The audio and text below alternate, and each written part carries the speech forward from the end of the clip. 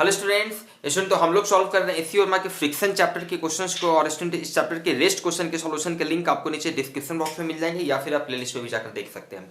Student साथ ही साथ हम लोगों ने एनसीईआरटी के भी लॉज ऑफ मोशन के क्वेश्चंस को सॉल्व कर लिया है, तो उन क्वेश्चन के सॉल्यूशन के लिंक भी आपको नीचे यहाँ पे डिस्क्रिप्शन बॉक्स में मिल जाएंगे या फिर उसके लिए अलग से प्लेलिस्ट है, आप वहाँ भी जाकर देख सकते हैं। तो जो भी स्टूडेंट चैनल पर नया चैनल को सब्सक्राइब कर लें।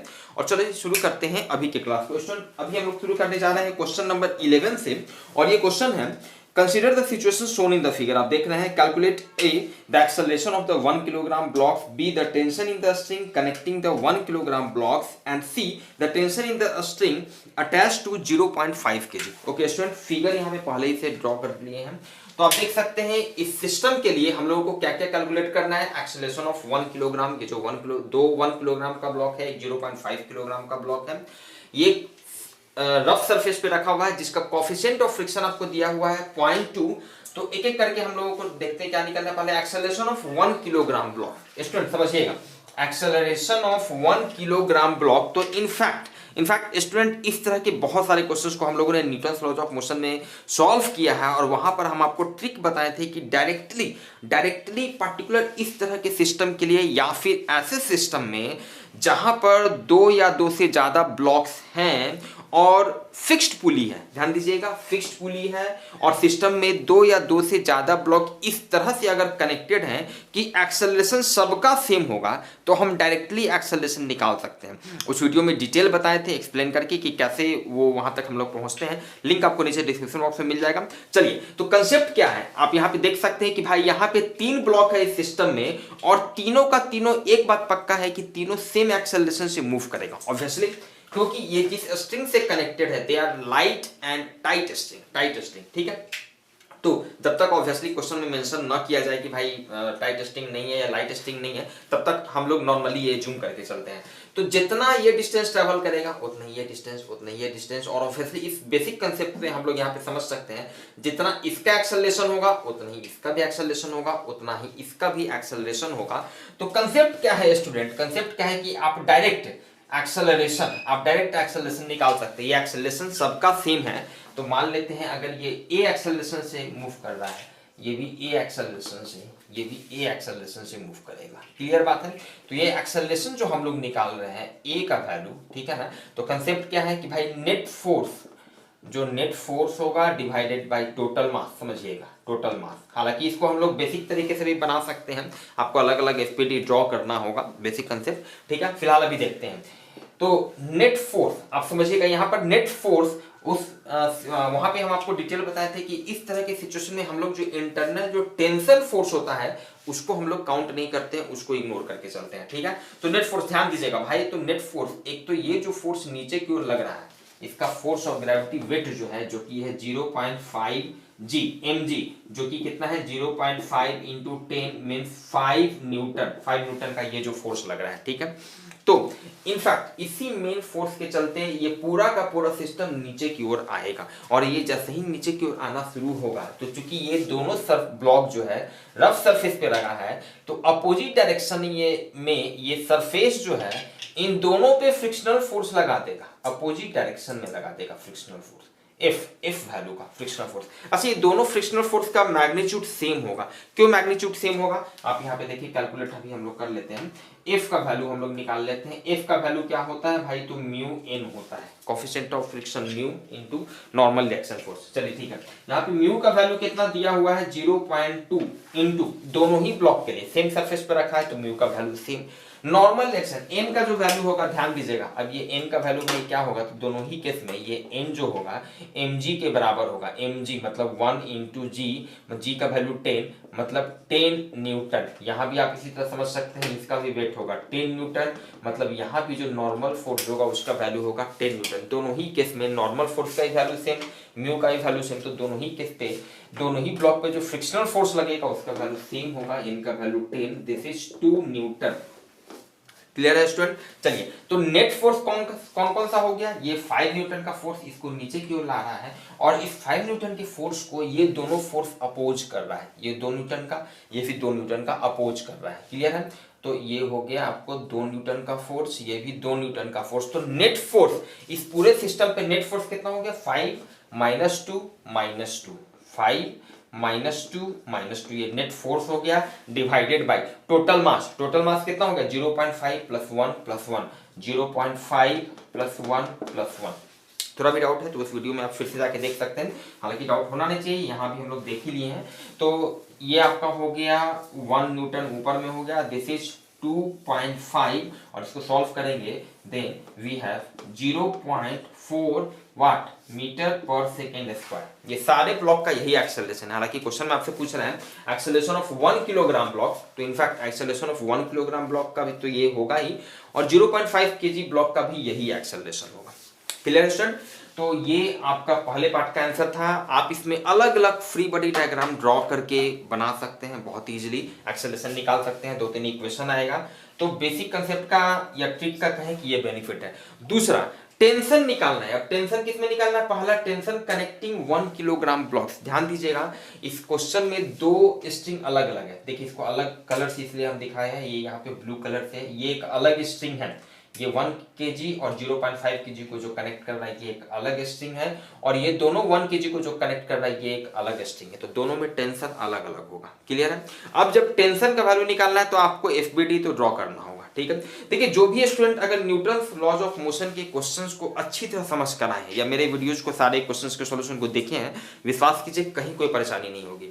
तो अभी हम लोगों को सेकेंड पार्ट में निकालना है ये दोनों 1 केजी का जो ब्लॉक है इसको जो कनेक्ट कर रहा है ये स्ट्रिंग, इसमें टेंशन निकालना है। ऑब्वियसली आप समझ सकते हैं इसमें टेंशन निकालना है भाई, तो टेंशन तो चाहे आप इसमें ऐसे आप किसी एक का कंसीडर कीजिए, मान लीजिए टी टेंशन है तो यहाँ भी जो टेंशन का वैल्यू होगा टी है। आप समझ रहे हैं? किसी एक ब्लॉक को ले लीजिए, तो मान लिया हम इस ब्लॉक का यहाँ पे एफबीडी ड्रॉ कर लेते हैं। एफबीडी ड्रॉ करेंगे, ये 1 केजी का ब्लॉक है, इस पर टेंशन इस डायरेक्शन में लग रहा है। ठीक है, इस पे कौन कौन सा फोर्स लग रहा है भाई? 10 न्यूटन का इसका जो वेट है ये नीचे की ओर लग रहा है, और ये नॉर्मल रिएक्शन का फोर्स ऊपर की ओर लग रहा है। चलिए ठीक है, और इस पे ध्यान दीजिएगा एक फोर्स ये फ्रिक्शनल फोर्स भी लग रहा है, फ्रिक्शनल फोर्स भी लग रहा है। ये फ्रिक्शनल फोर्स कितना वैल्यू का लग रहा है?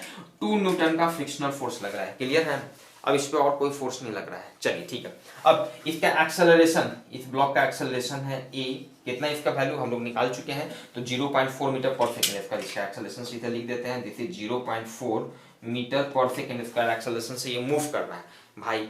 तो अब इस पे वर्टिकल डायरेक्शन में इसका कोई मोशन नहीं है, मतलब वर्टिकल डायरेक्शन में जो भी फोर्सेज लग रहे हैं according to Newton first law, चूंकि एक्सेलरेशन 0 है, मोशन नहीं है, एक्सेलरेशन 0 है, मतलब जो भी फोर्स होंगे वो बैलेंस्ड फोर्सेज होंगे, मतलब कि एन जो है 10 न्यूटन इसका वेट है, इसको बैलेंस कर दिया, इसलिए इससे कोई अफेक्ट मतलब कहीं भी कोई इससे असर नहीं होता है हमारे सिचुएशन में डील करने में। और ये इसका नेट मोशन जो है, मोशन इस डायरेक्शन में, तो नेट फोर्स इस डायरेक्शन में equals to mass into net acceleration according to Newton second law. तो नेट फोर्स इस डायरेक्शन में कितना हो गया?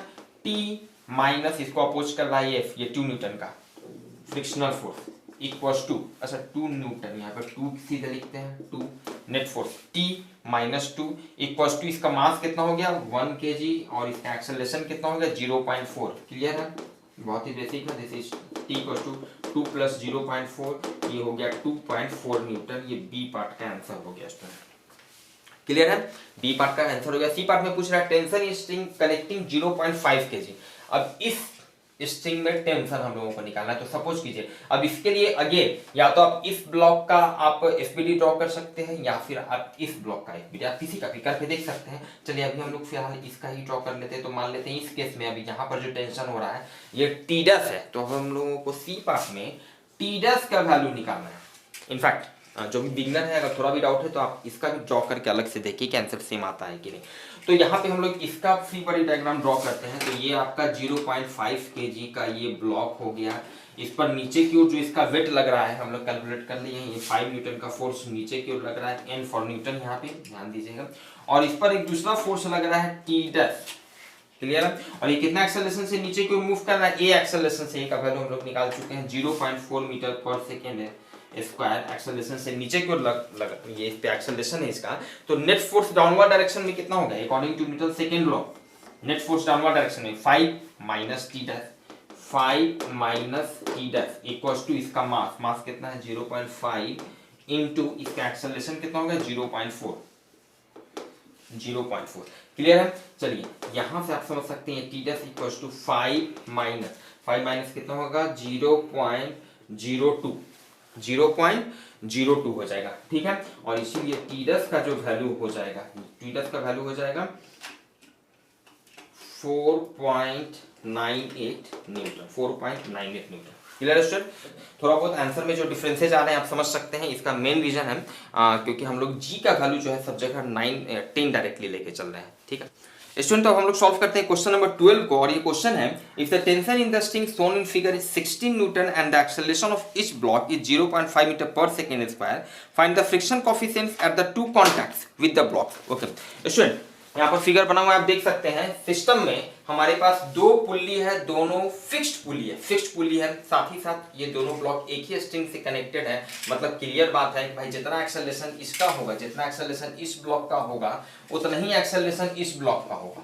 क्लियर है स्टूडेंट? चलिए हम लोगों को निकालना है μ1 और μ2 का वैल्यू। ध्यान दीजिएगा, ये जो सरफेस पे रखा हुआ है इसका अलग कोएफिशिएंट ऑफ फ्रिक्शन है μ1, जिसका वैल्यू निकालना है। यहाँ पर ये जो सरफेस है इसका कोएफिशिएंट ऑफ फ्रिक्शन μ2, इसका वैल्यू निकालना है स्टूडेंट। अब यहाँ पर स्टूडेंट क्या है, बेटर होगा कि आप दोनों का अलग अलग एफपीडी ड्रॉ कीजिए, वहां से आपको दो इक्वेशन मिलेगा, मतलब दो इक्वेशन मिलेगा μ1 और μ2 के टर्म में, ठीक है। उन लोगों को सॉल्व करेंगे तो निकल जाएगा। दूसरा एक मेथड अगर आपके दिमाग में ये आता है कि जैसा हम लोगों ने इसके पहले वाले क्वेश्चंस को सॉल्व किया था कि भाई डायरेक्ट हम लोग एक्सेलरेशन का वैल्यू लिख देते हैं, acceleration equal to net force जो इनकी साइन थीटा इधर लग रहा है, नेट फोर्स में वो होगा माइनस दोनों frictional force divided by total mass 2 + 4 kg। आप ऐसा भी कर सकते हैं, लेकिन वो कंसेप्ट बहुत ज़्यादा हेल्पफुल यहाँ पर इसलिए नहीं होगा क्योंकि आप जब उस तरह से एक्सेलरेशन का एक्सप्रेशन लिखेंगे तो उसमें μ1 और μ2 दोनों आ जाएगा, तो वहाँ से आपको μ1 और μ2 में एक रिलेशन जरूर मिलेगा। हाँ, ये मेथड आपके लिए हेल्पफुल होगा अगर सपोज कीजिए कि ये क्वेश्चन ऑब्जेक्टिव क्वेश्चन है, एग्जाम में ऑब्जेक्टिव क्वेश्चन ये आ गया और μ1 μ2 का वैल्यू आपको 4 वैल्यू दिया हुआ है, μ1 μ2 का 4 ऑप्शन दिया हुआ है, तो वहां से वो वैसा करना, डायरेक्ट एक्सेलरेशन का वैल्यू लिख देना। चूंकि एक्सेलरेशन का वैल्यू पता है तो μ1 μ2 में एक डायरेक्ट रिलेशन पता चल जाएगा, समझ रहे हैं हम। तो उस केस में, ऑब्जेक्टिव के केस में वो मेथड ज्यादा हेल्पफुल हो जाएगा। लेकिन यहाँ पे चूंकि अलग अलग निकालना है तो इट वुड बी बेटर कि आप अलग अलग एफबीडी ड्रॉ करें। तो चलिए अलग अलग हम लोग ड्रॉ करते हैं। सपोज कीजिए मान लीजिए ये आपका पहले 2 kg का ये जो ब्लॉक है, 2 kg का ये ब्लॉक है, इस पे देख लेते हैं कौन कौन सा फोर्स लग रहा है। एक इसका mg 2 × g मतलब 20 न्यूटन, आप समझ रहे हैं, नीचे की ओर फोर्स लग रहा है। एक नॉर्मल रिएक्शन फोर्स, ऐसा नॉर्मल रिएक्शन को r से दिखा देते हैं, कभी कभी मान लिया this is n for Newton, इसलिए नॉर्मल रिएक्शन को r से दिखा देते हैं। चलिए इस पर एक फोर्स लग रहा होगा भाई, टेंशन फोर्स, जाहिर सा बात है ये इस पर एक फोर्स, टेंशन फोर्स इधर लग रहा होगा, ठीक है, और यही सेम टेंशन फोर्स इस पर भी लग रहा होगा क्योंकि सेम स्ट्रिंग से कनेक्टेड है, same string, okay, same tension. चलिए अब यहाँ पर क्या है, इस पर एक जो फ्रिक्शनल फोर्स इस डायरेक्शन में लग रहा होगा, इसको हम मान लेते हैं F1 मान लेते हैं, क्लियर है।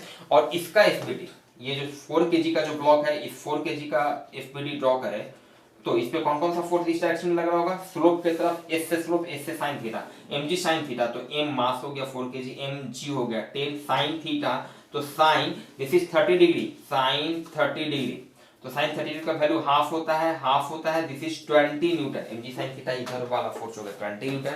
अच्छा, इस पर इस डायरेक्शन में ये नॉर्मल फोर्स हो गया, r मान लेते हैं, and this is mg cos theta, इस डायरेक्शन में, तो दिस विल बी mg। अच्छा, ये it would be better to write this as r dash not r, क्योंकि यहाँ पे नॉर्मल फोर्स दोनों सेम नहीं है, अलग अलग है, ठीक है। तो ये mg cos थीटा, तो g का वैल्यू 10, cos थीटा मतलब cos 30 डिग्री का वैल्यू हो गया √3/2, तो ये हो गया 20/√3 न्यूटन। क्लियर है स्टूडेंट? चलिए, और इस पे कौन कौन सा फोर्स लगेगा, एक फोर्स इस पे ये लगेगा, ये टेंशन फोर्स लगेगा इस डायरेक्शन में, और ध्यान दीजिएगा छूटना नहीं चाहिए।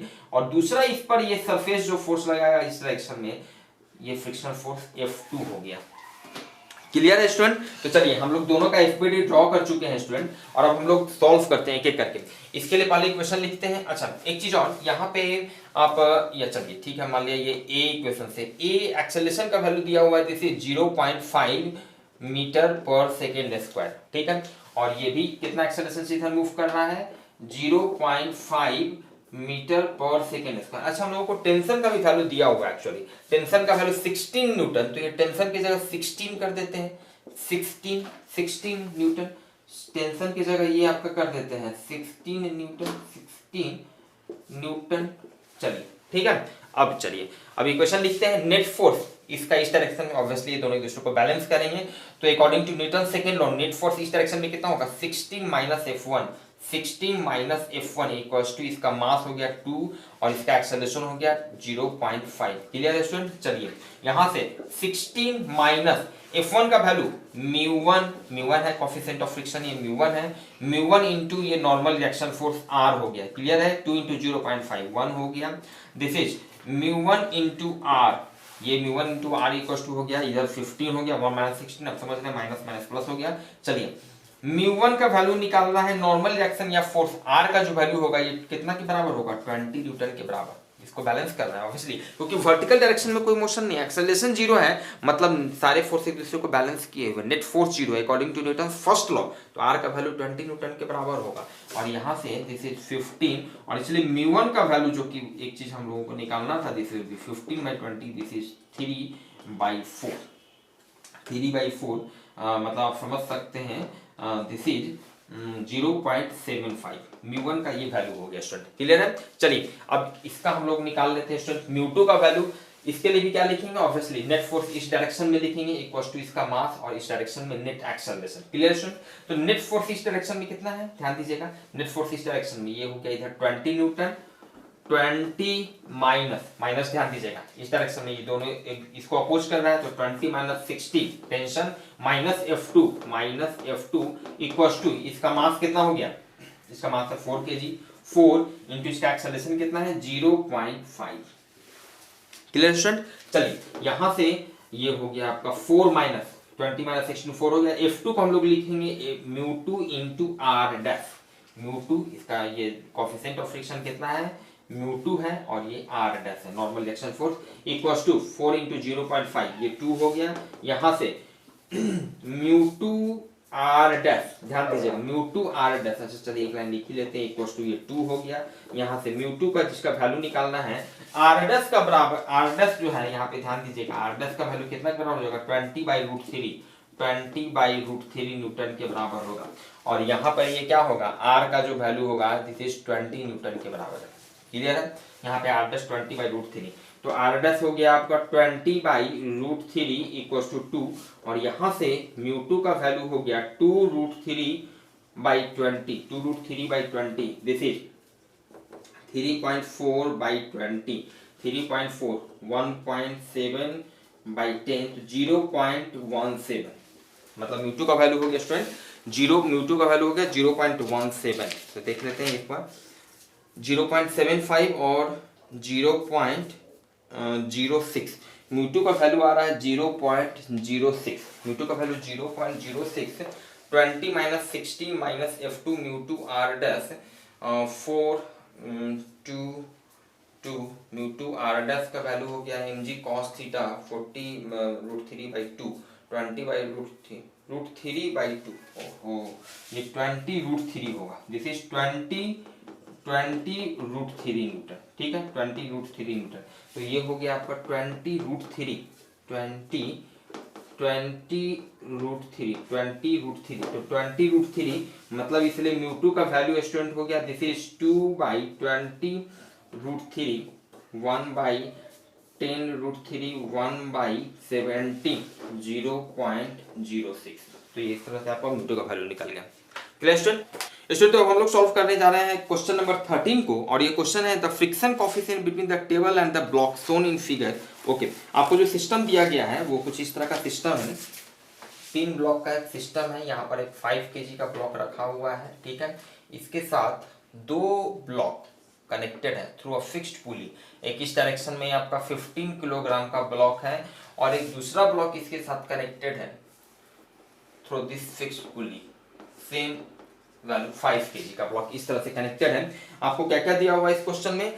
ये जो सरफेस है इस सरफेस का फ्रिक्शन कोएफिशिएंट दिया हुआ है 0.2, तो हम लोगों को निकालना है स्टूडेंट टेंशन निकालना है, दोनों स्ट्रिंग में टेंशन का वैल्यू निकालना है। स्टूडेंट आप समझ सकते हैं यहाँ पे 2 अलग अलग टेंशन, ये 2 अलग अलग स्ट्रिंग है, यहाँ से यहाँ एक स्ट्रिंग है और यहाँ से यहाँ एक दूसरा स्ट्रिंग है। मतलब अगर इस स्ट्रिंग में यहाँ पर टेंशन T है तो यहाँ भी टेंशन इस पे इस डायरेक्शन में लगेगा T।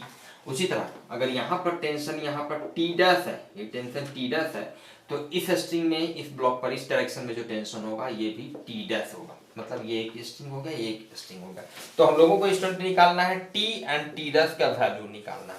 चलिए स्टूडेंट, एक बात और भी क्लियर है, क्योंकि ये तीनों ब्लॉक जो है, तीनों ब्लॉक का एक्सेलरेशन सेम होगा, because they are connected through a fixed pulley से कनेक्टेड है, ठीक है। मतलब जितना इसका एक्सेलरेशन उतना ही इसका, उतना ही इसका। अब ये मूव किधर करेंगे आप समझ सकते हैं भाई, यहां पर ध्यान दीजिए, इस पर इस डायरेक्शन में कितना फोर्स लग रहा है, तो mg वेट 15 इंटू जी, mg का वैल्यू 10 हो गया, मतलब 150 न्यूटन का फोर्स इधर लग रहा है, और इधर कितना वैल्यू का फोर्स लग रहा है, इधर 5g mg, तो g का वैल्यू 10 मतलब 50 न्यूटन का। ध्यान दीजिएगा, इधर लग रहा है 50 न्यूटन, इधर 150 न्यूटन, तो ऑब्वियसली ये पूरा सिस्टम इस तरफ आएगा। मतलब अगर इसका एक्सेलरेशन a है तो इसका भी एक्सेलरेशन a होगा, और इसका भी एक्सेलरेशन ये भी ऊपर की ओर जाएगा, सेम एक्सेलरेशन a से। क्लियर है? हम लोगों को निकालना है स्टूडेंट t और t डैश का वैल्यू, t और t डैश का वैल्यू।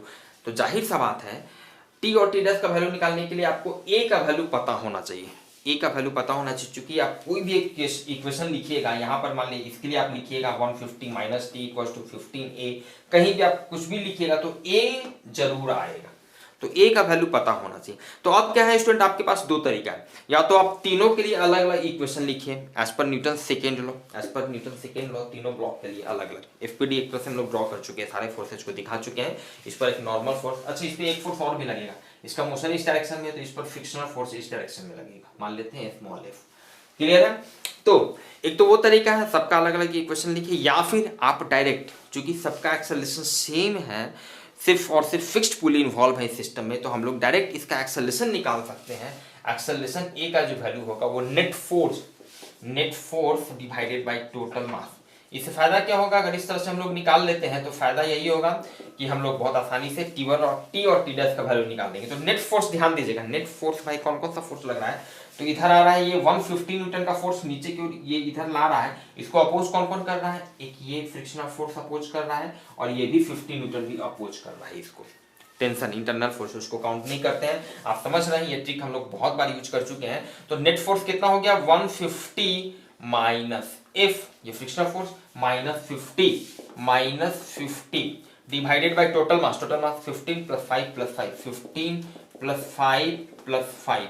चलिए ये 150 माइनस 50 हो गया 100, माइनस एफ का वैल्यू यहाँ पे चलिए हम लोग निकाल लेते हैं। एफ का वैल्यू क्या हो जाएगा, म्यू एन होता है, तो म्यू का वैल्यू आपको 0.2 दिया हुआ है, इंटू नॉर्मल रिएक्शन फोर्स, आप समझ सकते हैं यहाँ पे नॉर्मल रिएक्शन 5g मतलब 50 न्यूटन का फोर्स, ये नीचे क्या होगा नॉर्मल रिएक्शन फोर्स, मतलब इसको अगर आर लिखते हैं नॉर्मल रिएक्शन फोर्स को, तो एफ का वैल्यू हो गया म्यू आर का वैल्यू हो गया 50, दिस इज 100 मतलब 10 हो गया, आप समझ सकते हैं। तो फ्रिक्शनल फोर्स का वैल्यू हो गया 10, this is 25, this is 90 by 25, this is 18 by 5, 18 by 5। Clear है स्टूडेंट, इतना मीटर पर सेकेंड स्क्वायर, ये हम लोगों का एक्सेलरेशन का वैल्यू स्टूडेंट निकल गया। अब बहुत आसानी से हम लोग सब टेंशन और बाकी टी और टी डैश का वैल्यू निकाल सकते हैं।